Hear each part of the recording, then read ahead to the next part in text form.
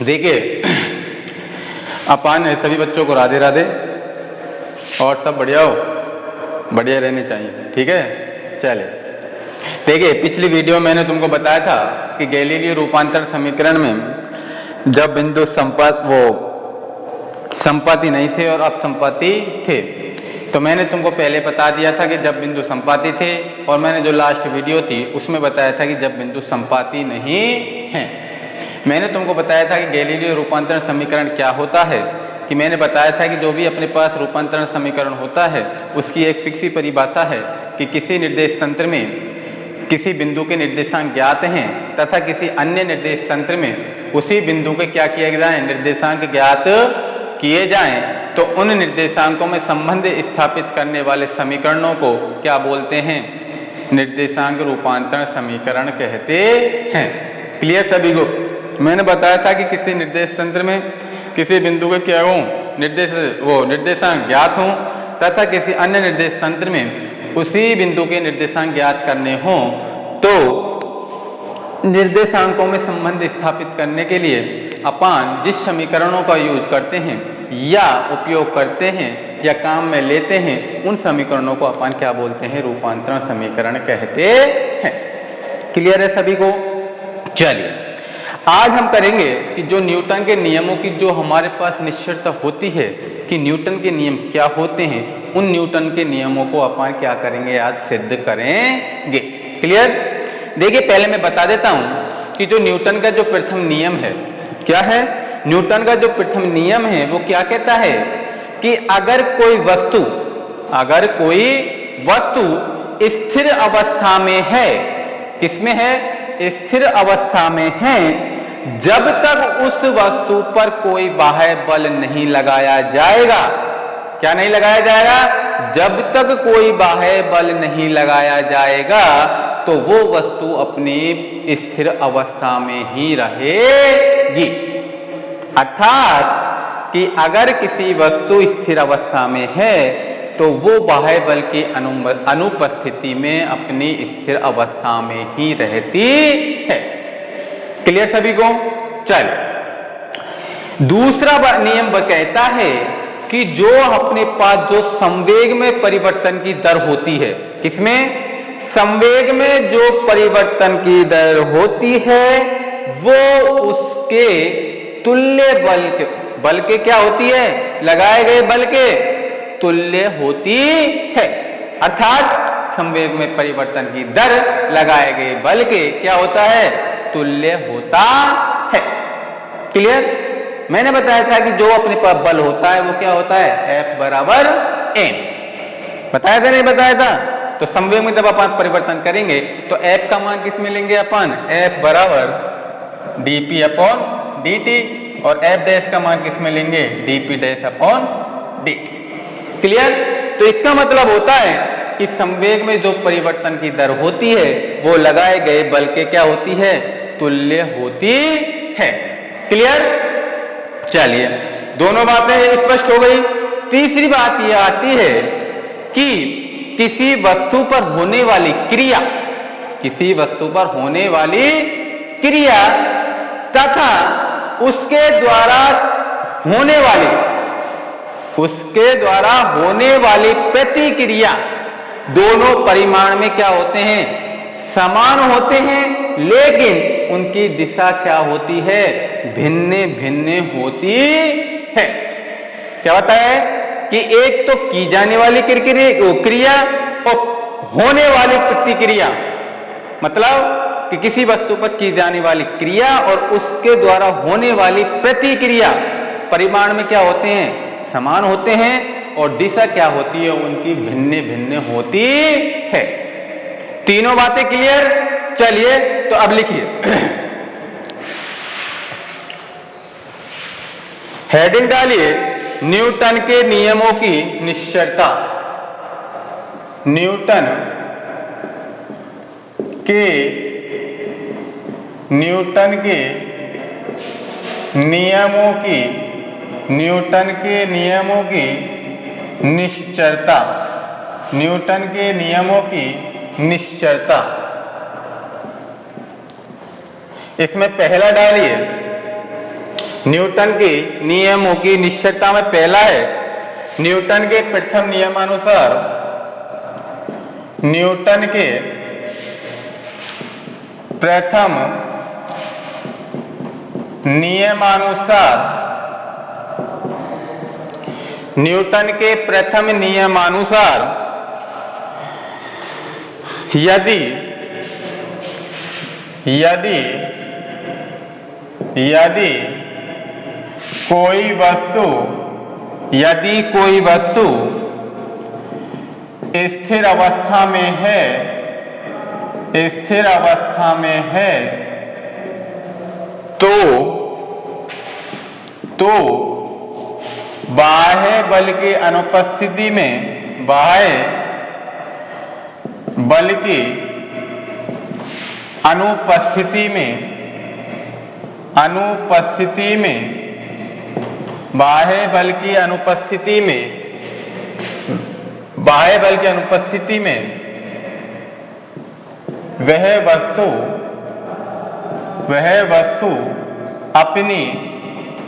अपनी स्थिर अवस्था में ही, स्थिर अवस्था में ही, स्थिर अवस्था में ही रहती है, रहती है। क्लियर? क्या बताया था मैंने पहला नियम कि जब तक कोई वस्तु स्थिर अवस्था में है और जब तक देखिए जैसे अपने पास कोई भी वस्तु है, क्लियर, अपने पास देखिए ये मार्कर है तो अपन जैसे इसको यहाँ पर पटक देंगे, इसको यहाँ पे रख दिया और जब तक अपन इस पर कोई बाह्य बल नहीं लगाएंगे, जब तक इस पर कोई बाह्य बल नहीं लगाएंगे तो ये जो का त्यों यहीं रहेगा। अगर इस पर बल लगा दिया तो ये कैसा हो जाता है, गतिशील हो जाता है, तो वो अपनी पुनः प्रारंभिक अवस्था या स्थिर अवस्था में नहीं रहती है। क्लियर? भाई तुम कोई भी अपने पास कोई भी वस्तु है, भाई कोई भी पेड़ उपाड़ते हो, कोई भी स्टूल में सरकाते हो, तो जब तक अपन उस पर कोई बल काम नहीं करेंगे, जब तक उस पर कोई बल नहीं लगाएंगे, जब तक वो वस्तु अपनी एक जगह से दूसरी जगह जा सकती है क्या? नहीं जा सकती। तो न्यूटन का प्रथम नियम यही कहता है कि अगर कोई वस्तु स्थिर अवस्था में है, अगर उस पर कोई बाह्य बल नहीं लगाया जाता तो वो अपनी प्रारंभिक स्थिति या स्थिर अवस्था में ही बनी रहती है या रहती है। क्लियर? चलिए इसमें लिखिए कि माना दो निर्देश तंत्रों में, नीचे लिखना है माना दो निर्देश तंत्रों में, माना दो निर्देश तंत्रों में, माना दो निर्देश तंत्रों में बिंदु की, माना दो निर्देशांकों में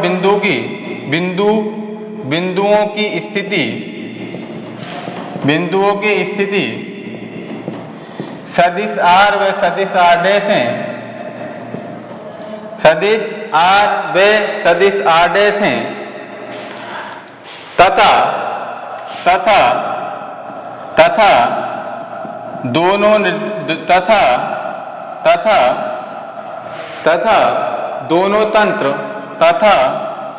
दोनों तंत्र प्रारंभ में संपाती हैं। दोनों तंत्र प्रारंभ में क्या है? संपाती हैं। तो मैंने जब संपाती के लिए जब निकलवाया था तो कितना निकलवाया था? सदिश R' बराबर सदिश R माइनस सदिश V इंटू T। सदिश R' बराबर सदिश R माइनस सदिश V इंटू T। इसका इक्वेशन नंबर फर्स्ट डाल रहे हैं। नीचे लिखिए समीकरण एक का दो बार अवकलन करने पर तो कितना आ जाएगा? d स्क्वायर सदिश R' अपॉन dt बराबर सदिश d स्क्वायर R सदिश अपॉन dt माइनस, अब देखिए जब इसका मैं अवकलन करूंगा दो बार तो इसका पद का पूरे का मान कितना हो जाएगा? 0, तो माइनस 0। तो अपने पास कितना गया? d स्क्वायर सदिश R' अपॉन dt बराबर सदिश d स्क्वायर सदिश R अपॉन dt। तो मैंने तुमको बताया था कि जो वेग होता है, मैंने तुम्हारे पास जो त्वरण निकलवाया था, क्या निकलवाया था? त्वरण। तो इसको मैंने क्या माना था, ए डैश, और इसको क्या माना था, ए। तो अपने पास कितना आ गया, सदिश ए डैश बराबर सदिश ए, सदिश ए डैश बराबर सदिश ए।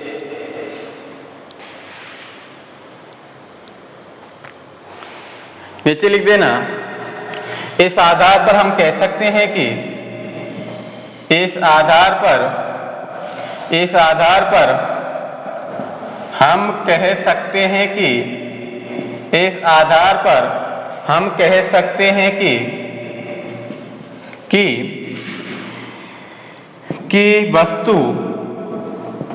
वस्तु एक निर्देश तंत्र में स्थिर अवस्था में है तो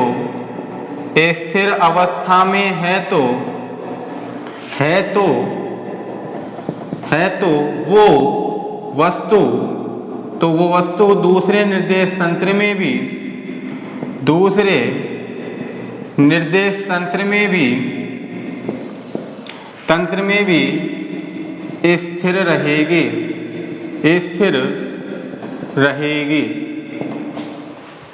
स्थिर रहेगी।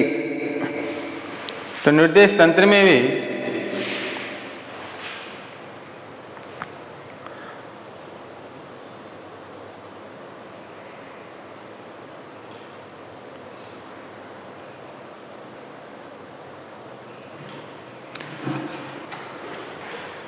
अर्थात, नीचे लिख देना, अर्थात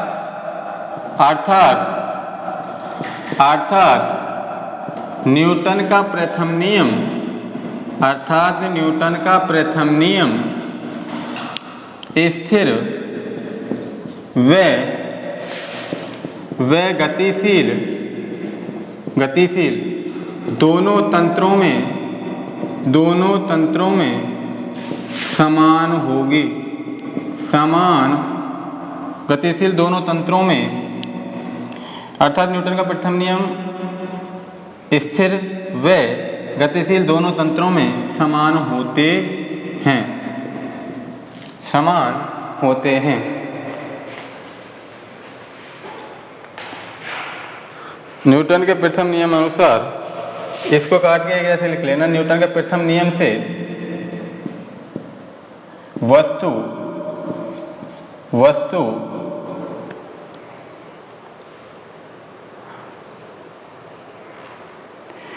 अर्थात न्यूटन का प्रथम नियम, इसको काट के दूसरा लिख लेना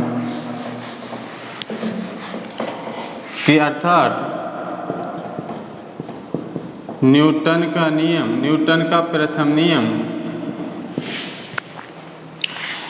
का प्रथम नियम अगर, अर्थात न्यूटन का प्रथम नियम में एक वस्तु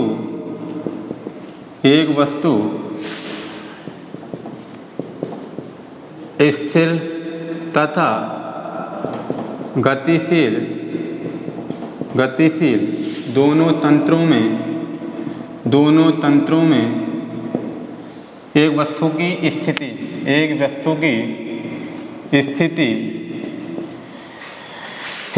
दोनों तंत्रों में समान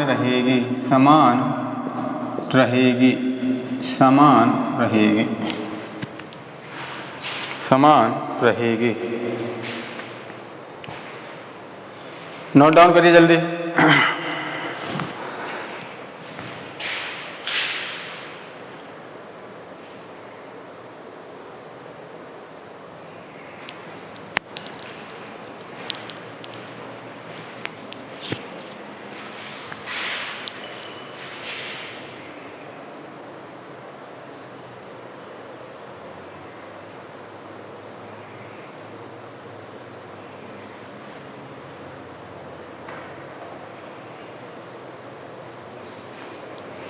उतार लिया होगा, चलिए।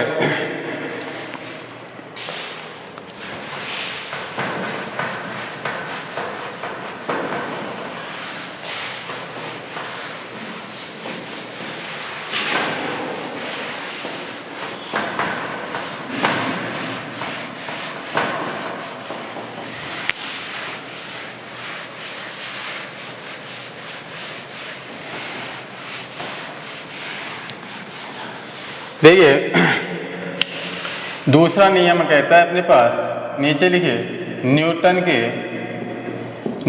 के द्वितीय नियम के अनुसार संवेग में परिवर्तन की दर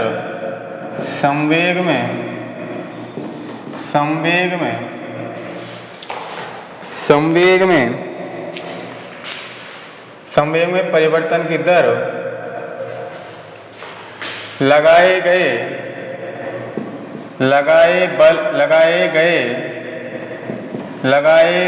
बल के तुल्य होती है।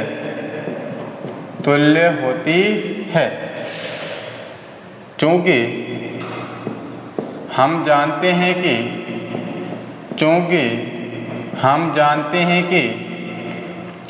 कि F बराबर कितना होता है, dP/dt, और सदिश F डैश बराबर कितना होता है, सदिश dP'/dt,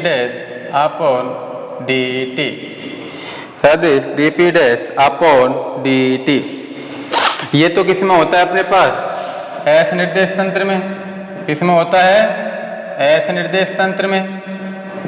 और ये किस में होता है, S डैश निर्देश तंत्र में। तो नीचे लिखिए कि सदिश A डैश बराबर सदिश A। तो हम जानते हैं कि F बराबर क्या होता है, ma। तो इन दोनों को अपन मैं किससे गुणा कर दूंगा, m से। तो कितना आ जाएगा, m सदिश A डैश बराबर m सदिश A। और हम जानते हैं कि F बराबर क्या होता है, ma। तो मैं इसके स्थान पर क्या लिख सकता हूँ, सदिश F डैश बराबर सदिश F। तो F डैश का मान कितना आया है, ये, और F का मान कितना आया है, ये। तो F डैश का मान कितना है, सदिश dP'/dt बराबर सदिश dP/dt। तो इसके तुल्य ये हुआ कि नहीं हुआ कि संवेग में परिवर्तन की दर लगाए गए बल के क्या होती है, तुल्य होती है। क्लियर। तो नीचे लिख देना अतः हम कह सकते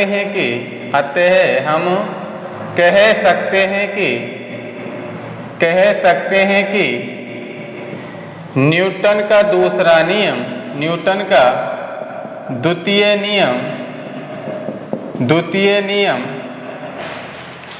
एक निश्चर नियम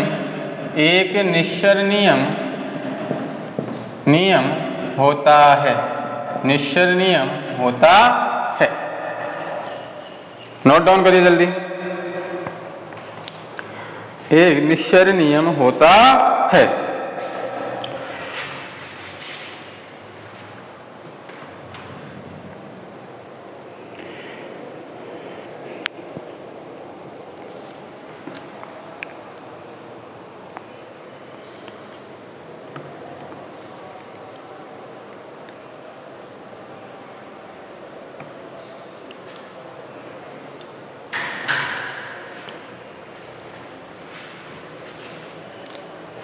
कर लिया नोट डाउन। चले आगे चलते हैं। तीसरा नियम क्या कहता है, क्या बताया था मैंने तीसरा नियम, कि न्यूटन के तृतीय नियम अनुसार प्रत्येक वस्तु पर होने वाली क्रिया उसके द्वारा की गई प्रतिक्रिया। देखिए तीसरा नियम क्या कहता है, न्यूटन के तृतीय नियम के अनुसार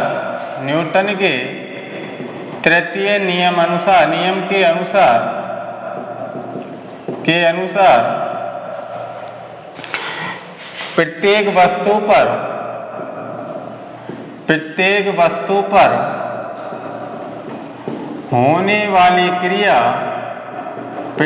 वस्तु पर होने वाली क्रिया तथा उसके द्वारा तथा उसके द्वारा की गई प्रतिक्रिया तथा उसके द्वारा की गई प्रतिक्रिया परिणाम में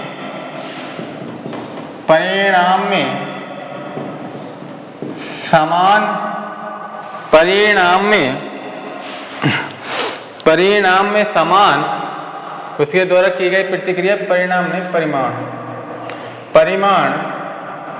में समान तथा समान होते हैं। क्रिया उसके द्वारा की गई प्रतिक्रिया परिमाण में समान होते हैं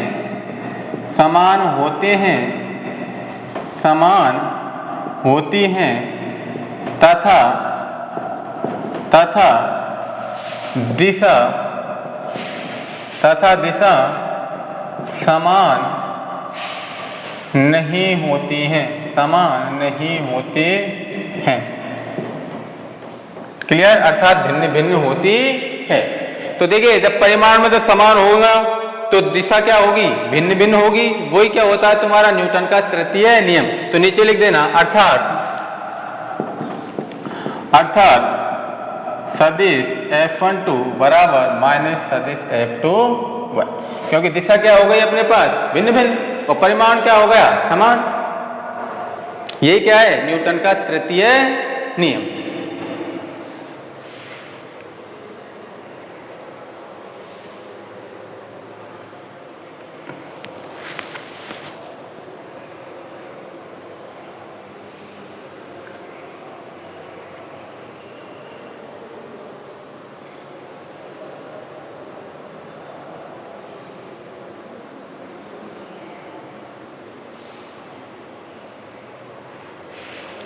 नीचे लिख देना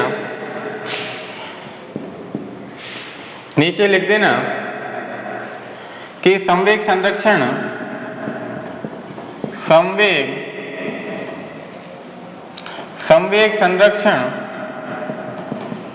नियम के अनुसार जब दो पिंड टक्कर करते हैं तो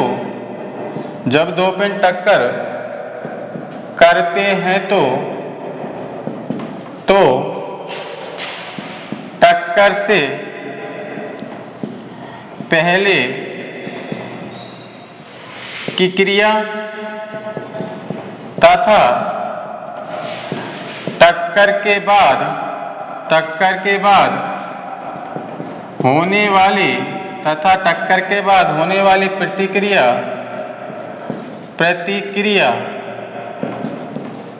टक्कर के बाद होने वाली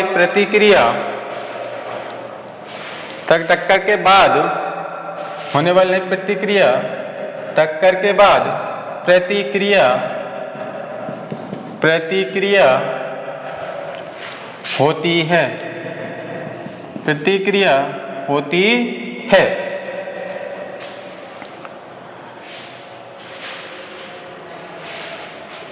नीचे लिख देना, संवेग संरक्षण नियम संवेग संरक्षण का नियम दोनों तंत्रों में समान होता है। इसलिए क्रिया प्रतिक्रिया का नियम भी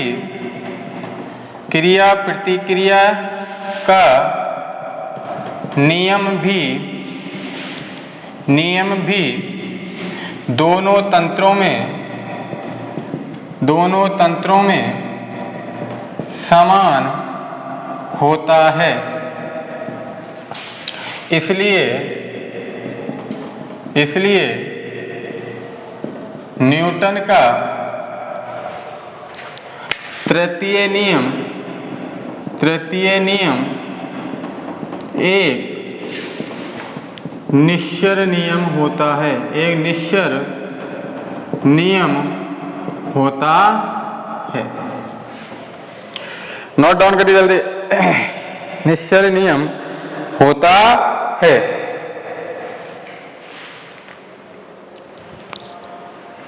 देखिए न्यूटन का मैंने प्रथम नियम बताया था कि अगर कोई वस्तु स्थिर अवस्था में है तो जब तक उस पर बाह्य बल नहीं लगाया जाता तो वो अपनी स्थिर अवस्था में ही रहती है।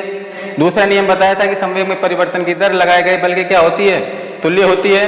और तीसरा बताया था कि प्रत्येक वस्तु पर होने वाली क्रिया और उसके द्वारा की गई प्रतिक्रिया परिमाण में तो क्या होते हैं, समान, लेकिन दिशा क्या होती है उनकी, भिन्न भिन्न होती है, अर्थात समान नहीं होती है। अर्थात सदिश F12 बराबर सदिश माइनस सदिश F21।